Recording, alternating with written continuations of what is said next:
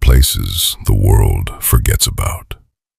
Places left to rot, left to decay, left to be swallowed by trees and silence and time. This is a story about one of those places and what was waiting inside it. I want to be clear about something before I begin. This is not a legend. This is not something a friend told a friend who told a friend. This happened to me. I was there. In my hometown, there was an abandoned military base. Not a building, not a bunker, a village. During World War II and the Cold War, more than 200 military families lived there. Houses, streets, a church, a real, functioning neighborhood hidden from the rest of the world. Then, in 1984, they left, and they left everything. The doors, the furniture, the memories inside the walls. The village just sat there, sealed off, forgotten, for 30 years. Growing up, every kid in the area knew about it. We whispered about it the way kids do, with that perfect mix of terror and fascination. Demonic cults gathering in the dark, secret military experiments buried underground, screams echoing from beneath the church. Nobody had proof of any of it, but nobody could prove it wasn't true either. When I was in middle school, my older brother came home one night. Something was wrong with him. He sat down and told me and my friends that he had been inside the village. We didn't believe him. So he described the church, in detail, the layout, the walls. Then he lowered his voice and told us about a trap door hidden near the altar. And he said, and I will never forget this, he said he could hear sounds coming from beneath it, screaming, moaning. He looked genuinely shaken. We told ourselves he was lying. We told ourselves it was just a story. But we never quite forgot the look on his face. Years passed. My friends and I made a pact. When we were old enough to drive, we would go ourselves. But the village was impossible to find. No maps, no addresses, almost nothing online. And even abandoned, it was still technically military property. We had no idea what would happen if we got caught. So the pact stayed a promise. Nothing more. Then came the spring of our senior year. One night, my friend Alex told us he knew where the entrance was. I thought he was lying, so I challenged him. I said, "Fine, show me." I was certain we'd drive around for an hour and find nothing. I was wrong. It was nearly 11 at night when we set out. Alex kept making me pull over. He'd stare out the window, then shake his head. "Not here. Keep going." Over and over, until we turned down a road that wasn't really a road anymore. Just a dirt path, barely visible, swallowed by overgrowth. And there, half buried in the brush, an old no trespassing sign.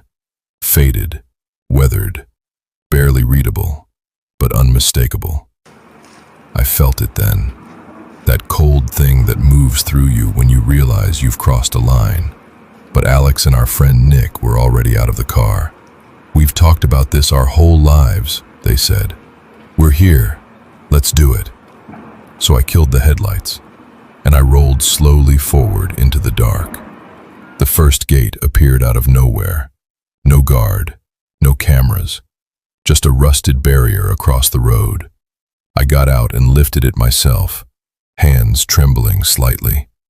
We drove through. That's when I noticed the furniture, scattered in the trees on either side of the road. Beds, dressers, tables, entire households dumped in the woods like they had been thrown from the houses themselves. Nobody spoke. A second gate. Alex lifted this one, and when we passed through it, we were inside.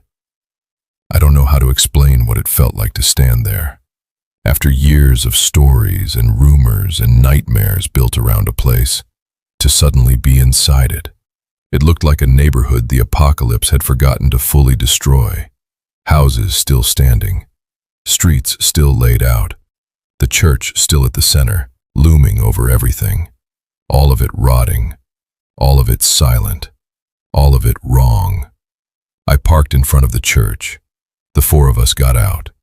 We moved quietly, like we were afraid of waking something up. The first thing I checked for was security cameras. There were none. That should have made me feel better. It didn't. We entered the church. Graffiti on every wall. The kind left by people who had come before us and needed to prove they were brave enough to be there. I looked for the trap door my brother had described. Of course, there was nothing. Just a cold, empty room that smelled like mold and old wood and something else I couldn't name. We moved to the houses next. Some were wrecked. Roofs collapsed, walls caved in, like the structure itself had given up. But others were intact. And I want you to understand something. The destroyed ones were unsettling. The intact ones were terrifying. Because something about a house that still looks livable, in a place that has been abandoned for decades, makes you feel like you interrupted something. Like whoever left was still planning to come back. Our friend Scott kept stopping. Scott was always the nervous one, the one who saw danger where the rest of us saw adventure. "Someone's here," he kept saying. We told him to relax. We told him it was just an old place, old sounds, old buildings settling in the dark. We were wrong. We were deep inside one of the intact houses when it happened. All four of us, frozen. Not from cold, from sound. A creaking, slow, rhythmic footsteps moving across the floor above us. I turned to the others. I didn't need to ask if they heard it. I could see it on their faces.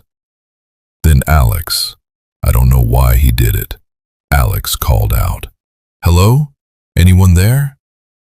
Silence, immediate, total, like whoever was up there had been listening and had just decided to stop moving. We tried to explain it away. Old houses make sounds, pressure, temperature, settlement. Alex and Nick held on to that explanation like a lifeline. Scott didn't say a word. He didn't need to. I made the decision. We were leaving. Now. We moved toward the front door. That's when Scott stopped. He was pointing at the side window. Outside, on the wall of the neighboring house, shadows. 3 of them. Heads. Moving. Slow and deliberate, passing across the surface of the wall. I stepped closer. Carefully. Quietly. I watched them drift toward the backyard of the house we were standing in, coming toward us. I turned to the others and said 2 words. "Run, now." No questions, no debate. We ran. We burst through the front door into the night air, and Scott screamed. Standing beside my car was a woman, tall, still, dressed in an old black dress. She had the rear door open, one leg already inside the car. The moment Scott screamed, she snapped her head toward us. Then she released the door, and she ran. Into the church, into the dark. We didn't think, we didn't speak. We got in the car. I checked the back seat. Empty. I drove. I drove like something was chasing us, because I wasn't sure it wasn't. I took that dirt road far too fast, nearly losing control twice, until we were back on the main road with the lights of civilization visible ahead of us. We spent the rest of that night trying to be rational. Homeless people, we told ourselves. The abandoned base was shelter. It made sense. Probably just people surviving. Probably scared of us too. That's what we told ourselves. But here is what I cannot explain. We had been inside that village for a long time, wandering those streets, moving through those houses, and we had seen nothing. No signs of life, no sounds, no movement. Not until the exact moment we decided to leave. Why was she trying to get into my car? If she was afraid of us, why was she trying to get in? I've never gone back. The village was demolished in 2014. It doesn't exist anymore. And I tell myself that's why I can sleep at night. Because whatever was in there is gone now. Whatever was watching us in those houses, whatever opened that car door, it no longer has anywhere to hide. I tell myself that. And I'm glad Scott screamed when he did, because if we had reached that car 10 seconds later, I honestly don't know how that night would have ended.